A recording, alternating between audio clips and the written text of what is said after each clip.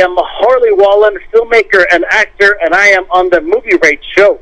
It's time for the movie rating. Tonight's victim is filmmaker and actor Harley Wallen, that has done Betrayed, Eternal Code, amongst other films. Hello. Hey, how's it going, Mike? Fantastic. So what have we been up to lately, or have recently released already? Oh, yeah, I mean, the last thing to release was Agrimon's Gate, the horror movie. We released that early February. That was a whole lot of fun. And before that, you mentioned Eternal Code, that had a limited theatrical. That was in August. Well, and you mentioned Betrayed before that, which is with Sony, and I believe that's in 26 countries around the world now. So very, very cool. Was this more a better received right off the bat, or did you really have to go through a more rigorous process to get both these films out there? My very, very first feature film came out March 28th of 2 years ago, and that film was called Moving Parts. So we got a lot of training getting that film out and learning distribution. It's a very tricky place, and there's some good companies out there, and unfortunately a lot of not good companies, and it takes some time to weed through all of that and get your film to the best home that you can find for it. Now, having to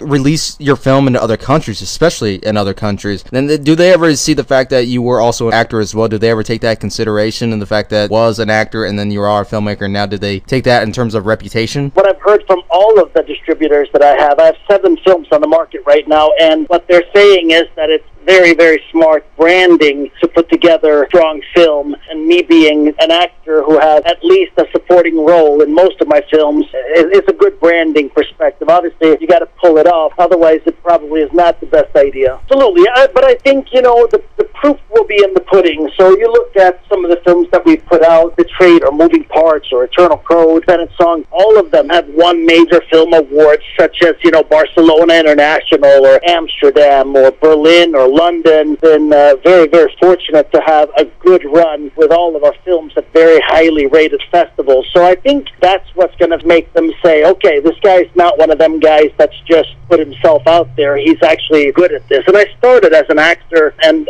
after, going through film school, and I started being a filmmaker. So it's not like I'm an untrained actor by any means. I mean, I've been through the whole spiel when it comes to practice and coaching and the acting teachers and everything else. So I'm pretty comfortable with myself, both off and on screen, and what I do. I'm the kind of person that I don't like to do things I'm not good at, so I find ways to get as good as I can at things, and I keep that student mentality forever. Having to do distribution that you mentioned, the fact that was it more difficult to not just convince the distributors that aside from your occupation, but to also try to get that added support? Is it also a point where you need to get added support with the distributor to even consider to get the process rolling to get the movie out there? Yeah, no, that's a really interesting. I talked to other filmmaker friends of mine, and they are very much about the contract when it comes to picking a distributor, and they want the proper splits and this and that, and those things are absolutely important. But I think at the end of the day, you have to look at a distributor and say, how far can they take my film? What have they shown they can do before with films similar to mine? Do I even know any of the titles guys are carrying? So you do your homework and you find out what connections do they have, how far can they get your film. You can get 100% of a nothing and you still have nothing, and you can get 75% of 10 million and now you're set. I think that's the bigger thing, is finding the right place and negotiate all the terms, not just the numbers. Has censorship been more or less effective when you get your movies out to other countries? So far, no. The only thing that we've had to do is selling to France and Mexico. They dub, so we have to give version that has a score and has sound design, but it does not have dialogue. So that's kind of fun, and I can't wait to hear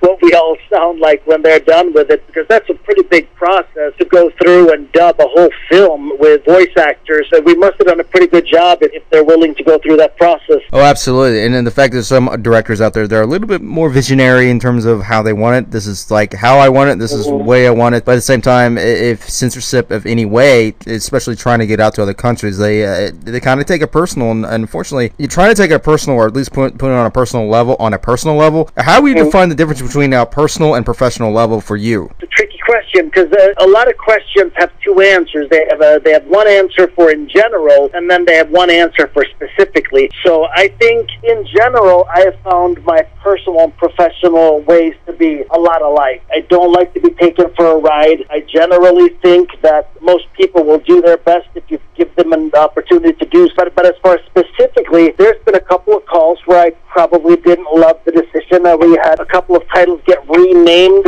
and I did agree to it. I didn't fight them on it. They had a fair amount of my films. They wanted to remake the poster, and actually I've not been disappointed so far with the posters, but the titling sometimes gets me.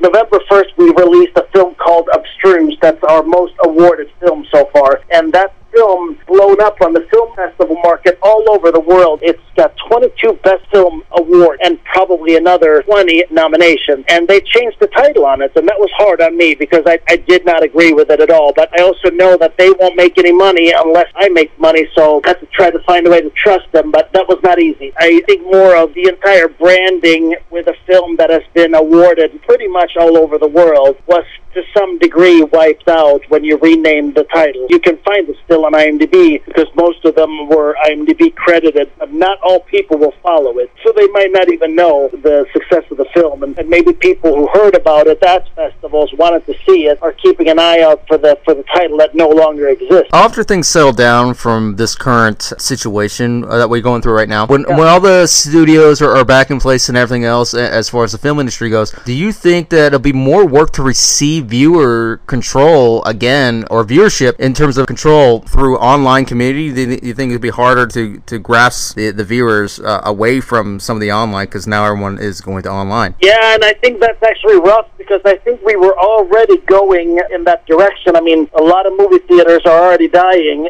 and this is not going to help their cause. But you never know. Sometimes life has the opposite effect. You know, right now, I think once we get out of this, we're all going to really want to stretch our legs and really enjoy. And I think we might get a reignition to these type of things from that. Revitalization of the quality of storytelling. You never know, but now everyone is currently watching online, and of course this has been going on for a while now, but the fact is, like, having to place your movies back in the physical form, having to regain, everybody going back in those seats again in the theaters and stuff, and the theaters themselves are already suffering as is, and so forth. We're looking at the two films we have releasing this year. One is a sequel to our film, the family romantic comedy Bennett Song. We have a holiday sequel to that, and it's incredibly good. I'm so freaking proud of it. When you compare this to the first one, I would easily pick this over the first, and the first one has been very successful. So that's going to be a whole lot of fun, but it's likely going to be a limited theatrical, and I really hope that people come out for it. We have Corbin Burnson in it, who's absolutely amazing and electric. We have Dennis Haskins,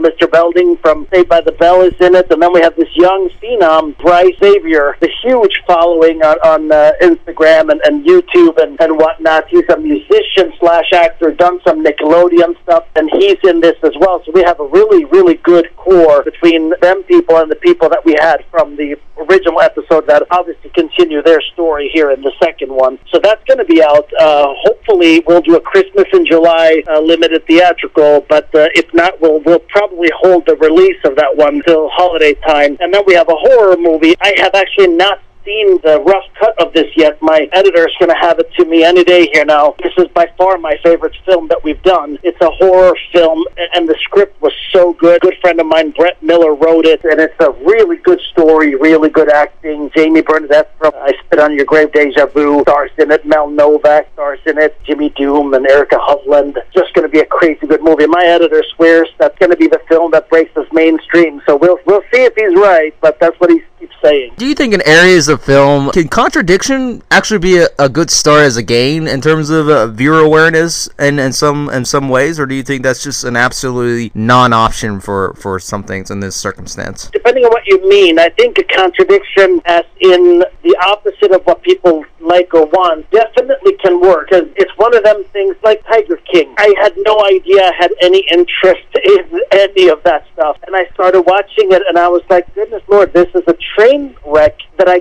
cannot stop watching, and I just felt like it grabbed me, and I had to see what was going to happen, even though I kind of felt like I knew it was a train wreck, and I'm just standing there staring at it going off the rail. So yeah, I do think it can work. Yeah, acceptance has really been hard over the last couple of years because contradiction has been like a dirty word. The fact is that they wanted something more nice, more friendly, family oriented, this and that, and so forth, and having to water down the content to appease the audience for a while. But now everything seems to be more open and more acceptant, especially in television. It seems like they're bringing more people to that. It kind of set inside their differences of what the content is. We need to be at a place where we can depict and show human life, good, bad, ugly, all of it. We need to be able to touch on that, because that's how art is. It's an expression. So I think we got to be very, very careful when we start telling people what to do and how to do it, because that's not really for us to say. I think if you don't like a vulgar movie, then don't watch vulgar movies. If you don't like preachy movies, then don't watch preachy movies. If you don't like cheesy action movies, then stop watching cheesy action movies. You don't have to rip on them. You can just find what you enjoy and then watch that. Watch the trailer. If the trailer gets you, the movie probably will too. If you don't like the trailer, then don't watch the movie and then bitch about it, because I don't understand that. Yeah, I mean, I understand that there are things where you just can't be okay with certain things. There's some people that cross boundaries that shouldn't be crossed. But we got to be a little bit more careful what those are. We can't just, run around and choose to be offended all day. We got to grow a little thicker skin than that. Go and plug in any websites or any release dates that you just mentioned of your projects earlier that we can check out right now. I have a few movies out, and I want to kind of give you a 2-second about each film, so that way you're not going to pick a film that you don't necessarily like. So I have Moving Parts out. If you want a movie where you have to be a detective and figure out what happened, who's done it, that's going to have you until the end, watch Moving Parts. The next film is Enigma. If you like some of the more cultish films about demons and spookiness, if you like Fallen with Denzel, anything in that direction, then check out Enigma. If you like maybe American Psycho, check out Abstruse. Probably going to be right up your alley. If you want to see somebody kind of slipping and losing it, almost like a prequel to American Psycho, then watch Abstruse. We have Enigma. If you like sci-fi touch of things, or if you like moral dilemmas, then Eternal Code is right up your alley. It's the kind of movie that makes you go, ooh, I wonder. Betrayed. If you like films about hardcore subjects such as human trafficking, then definitely Betrayed is for you. It talks about and touches on corruption and human trafficking and the systems of the world that we live in today. If you like rom-coms and smiling and laughing and feeling good, then you should probably watch Benetton, as that movie is one of those good film movies that I remember when we had the physical premiere of it, I had a bunch of guys wiping their tears walking out of it going, don't ever do this to me again. Damn, Harley, that's a good movie. So that kind of, I think, sums everything up. And then the last film we just released, Agramon's Gate, I wanted to go back to Hitchcock style of horror that has a really good story. I wanted something that has a lot of tension and suspense in a new way. That's kind of what I have. And if you want to hang out and come talk to me, then I'm Harley Wallen. I am on Facebook, I'm on Instagram, I'm on Twitter, and I'm pretty engaging on all of them. There you have it, everybody. That is filmmaker Harley Wallen. Thanks, Mike. That was a blast.